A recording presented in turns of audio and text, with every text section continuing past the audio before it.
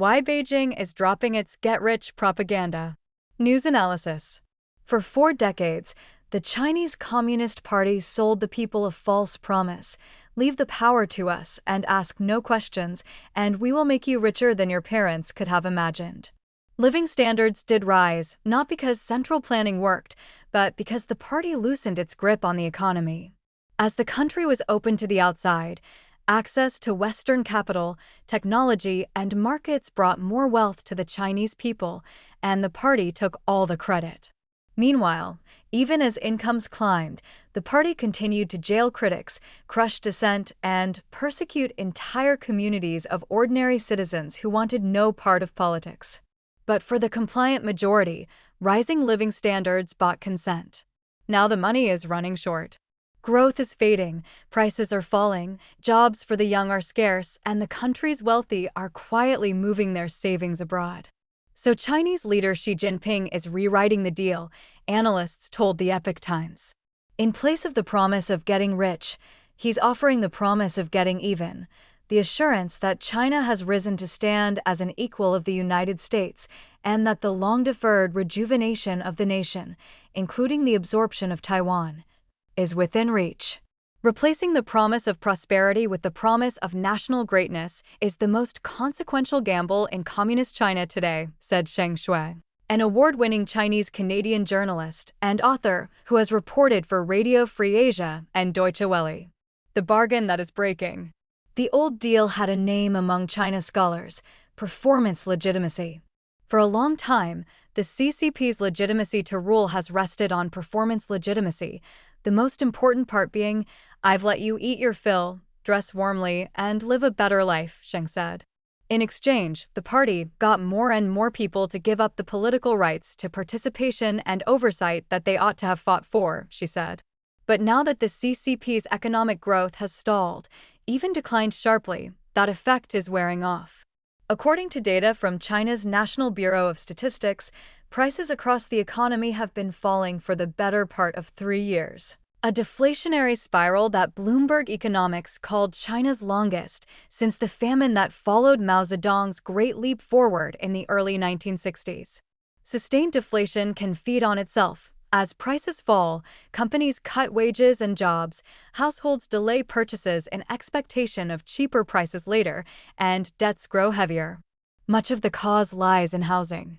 The property crash has erased an estimated $18 trillion in household wealth, leaving families poorer and afraid to spend, according to Bloomberg, citing Barclays calculations. In April, youth unemployment stood at 16.3%, and that figure counts only 16 to 24-year-olds who are not students. That intentional underestimation was adopted by Beijing in 2023 after the previous measure hit a record 21.3%, causing officials to abruptly stop publishing it for half a year. Around that time, Peking University economist Zhang Dandan drew national attention by estimating that the true rate could be as high as 46.5%.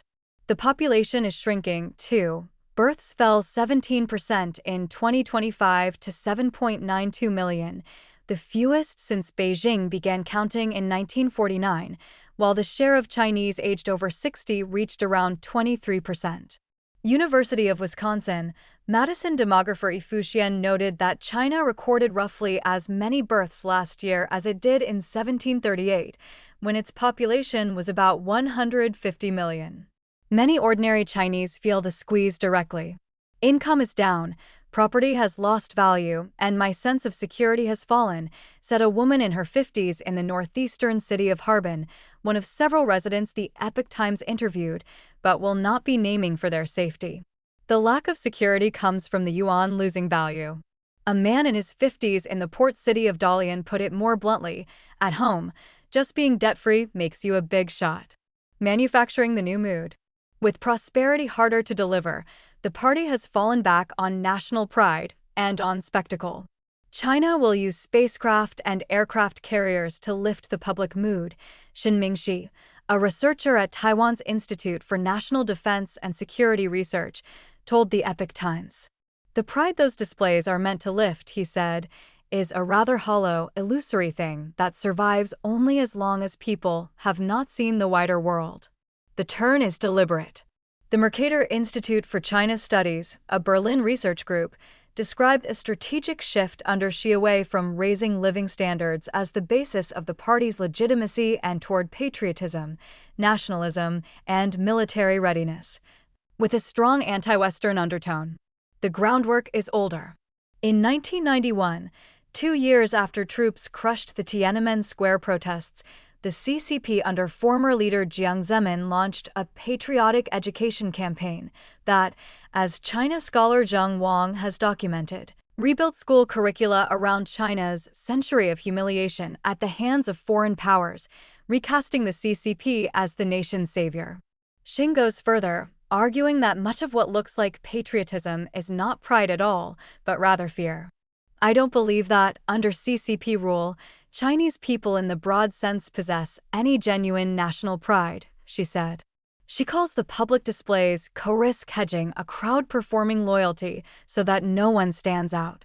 Grand sentiment can hardly fill an empty stomach, she said, and the display can remain effective for keeping the CCP's grip on power stable, only for a limited time. The campaign is easiest to see in what Chinese consumers buy. Domestic brands held 76% of China's consumer market in 2024, up from 66% in 2012, according to a survey by Bain & Company and World Panel. A shift the government encourages as it promotes homegrown national champions. Nike, once shorthand for having arrived in urban China, has logged 6 straight quarters of falling sales there as state-celebrated Guoqiao or National Wave brands such as Anta and Li Ning take its place. Some of that reflects real gains in quality, but buying foreign has also grown politically fraught. Nationalist boycotts have battered H&M, Nike, and Dolce & Gabbana in recent years, and the safe choice, in the logic Xing describes, is to buy domestic and avoid standing out. Not every resident sounded disillusioned. A self-employed man in his 30s in Shandong province offered a far more upbeat view, one that closely tracked the government's messaging. Chinese goods, he told the Epoch Times, are now every bit as good as overseas brands. The United States, in his telling, is beset by social division, the hollowing out of industry, acting unilaterally abroad, and he feels more secure about the future. Such answers are hard to read from the outside, Xing said. In a system where economists who talk China down can lose their jobs and their platforms, the safe answer and the honest one are not always the same. Voting with their feet. Pride is often contradicted by what the same people do with their money and their children. That contradiction, Xing said, is a textbook combination of cognitive dissonance and refined self-interest. People who endorse resistance to Western hegemony in public while, in private, treating the West's universities, courts, and property protections as the irreplaceable safe deposit box for China's elite and for officials inside the system. Chen Pokong, a US-based political commentator and author who spent years in Chinese prisons for his role in the 1989 democracy movement, describes the same split more vividly. Their mouths shout patriotic slogans while their feet vote. He points to the deserted visa lines at the Russian and North Korean embassies, the crowds outside the American, Japanese, and Australian ones, and the officials who denounce the West even as they move their families and fortunes there. The residents bore this out. Most of those interviewed by the Epoch Times said they hoped to leave or to send their children abroad. A recent mainland graduate now in the United States said he would do everything I can to stay, and said China's high schools are like concentration camps, with no freedom of speech in society at all. A woman in Harbin told the Epoch Times that she wants Europe for herself and her child. A Dalian man said the pattern starts at the top. People with money and power and their children all want to go to developed countries, he said. At home, he added, the internet police are everywhere, so no one dares speak their mind freely. 99% of ordinary Chinese have gone numb under a boulder that size. How could any egg stay whole? Foreign investors have voted with their capital.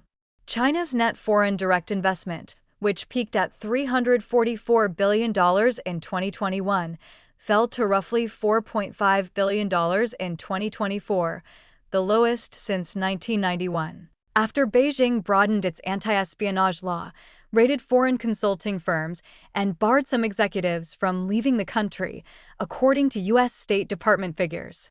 The World Bank reported that in 2025, money leaving China outweighed even a record trade surplus. A record 73% of European companies surveyed told their Chamber of Commerce in 2025 that operating in China had become more difficult over the previous year. Demanding equal status. Set against that exodus, the CCP's insistence that China now stands level with the United States looks less like a foreign policy than a domestic necessity, Xing said. It got its biggest stage in May, when U.S. President Donald Trump became the first sitting U.S. president to visit Beijing in nearly a decade and toured the Temple of Heaven over 3 days of ceremony. Trump handed Beijing the image it wanted, telling Fox News that China and the United States were the two great countries. I call it the G2. For Xi, the value of that image is mostly at home, Xing said. A leader fighting a sinking economy and steadily purging the very officers he once promoted needs the world's most powerful country to receive him as a peer, visible proof, for a domestic audience, that his governance has succeeded and his hold on power is secure. The regime needs the outside world's praise and submission in order to prove to its domestic public the success of its governance, she said. The grander the welcome Beijing stages, in her reading, the more vulnerability it is working to cover. To Shen, the demand to be treated as an equal gives the game away. It is, he said, an expression of the Chinese sense of inferiority, the inferiority complex the Chinese have carried since the Opium War. He drew the distinction the party works to erase between the country and its rulers. China's civilization is in fact at odds with the Communist Party. The posture carries a deeper irony, because the rise now being celebrated was built in large part with Western help. Washington backed China's 2001 entry into the World Trade Organization on the bet that trade would open the country up, a bet the U.S. Trade Representative judged a failure in 2018, conceding that the United States erred in supporting China's entry into the WTO. Xing likens Beijing's turn on the West to picking up the bowl to eat and then putting it down to smash the pot, blaming the slowdown on U.S. containment and suppression, she said, hands the regime a scapegoat for failures of its own making. The machine that stopped reporting. Beyond recognition as America's equal, the new bargain rests on a second and more dangerous promise, Taiwan. Here she has gone further than his predecessors, Shin said, binding the island directly to the party's central mission of national rejuvenation. In a 2019 speech, he called reunification, a requirement of rejuvenation, said the matter should not be passed down from generation to the next, and declared unification inevitable. In a November phone call with Trump, by Beijing's own account, he went still further, casting Taiwan's return to China as part of the post-war international order itself. Whether China could actually take the island, and whether she would even know if it could not, turns on the same machinery that manufactures the public mood. That machinery, Xing said, no longer carries unwelcome facts to the top.